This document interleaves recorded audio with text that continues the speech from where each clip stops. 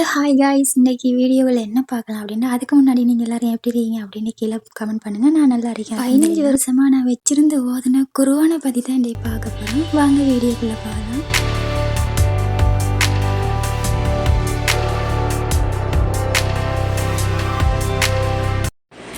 இது ஊர்லேருந்து கொண்டு வந்த குர்ஆனா. இதை போகும்போது வச்சுட்டு போகிறேன். ஏன்னு சொன்னால் கொண்டு போகிறதுக்கு இடம் இல்லை. இல்லாமல் மேடம் ஒரு குர்ஆன் வாங்கி கொடுத்திக்க எனக்கு, அதையும் காட்டுறேன் பாருங்கள். இதில் ஃபுல்லாக அரபி தான். இது அவங்களும் ஓதிக்கொள்ளையிலும், அதுவும் இல்லாமல் ஒரு வேறு வேலைக்காரி வந்தாலும் இந்த குர்ஆனை ஓத இயலும். இது ஏன் வச்சுட்டு போகிறதுல ஒரு பிரச்சனையும் இல்லை எனக்கு, ஒரே கவலை தான். இது வச்சுட்டு போகிறதால ஏன்னாண்டா அந்த குர்ஆன் நான் ஒரு 13 வயசுலேருந்து அந்த குர்ஆன் நான் ஓதுறேன். இப்போ சும்மா கணக்கு பார்க்க போனால் எத்தனை வருஷம் அந்த குர்ஆன் வாங்கினா 15 வருஷம் இந்த குர்ஆன் வச்சு நான் என் கையில் வச்சு நான் ஓதிட்டுருக்கேன்.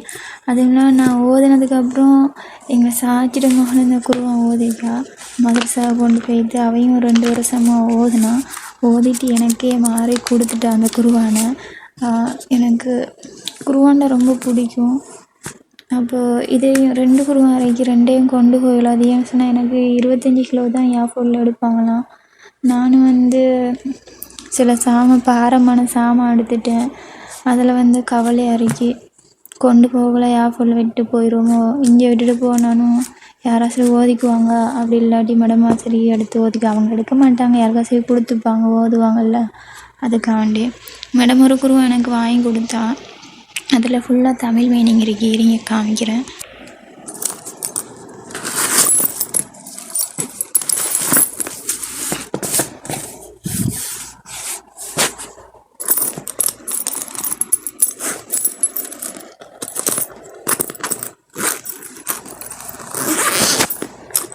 பேக்கில் போட்டு வச்சுட்டேன்.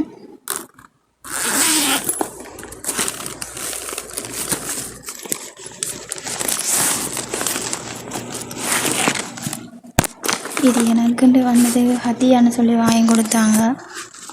இது தமிழ் மீனிங் இருக்கு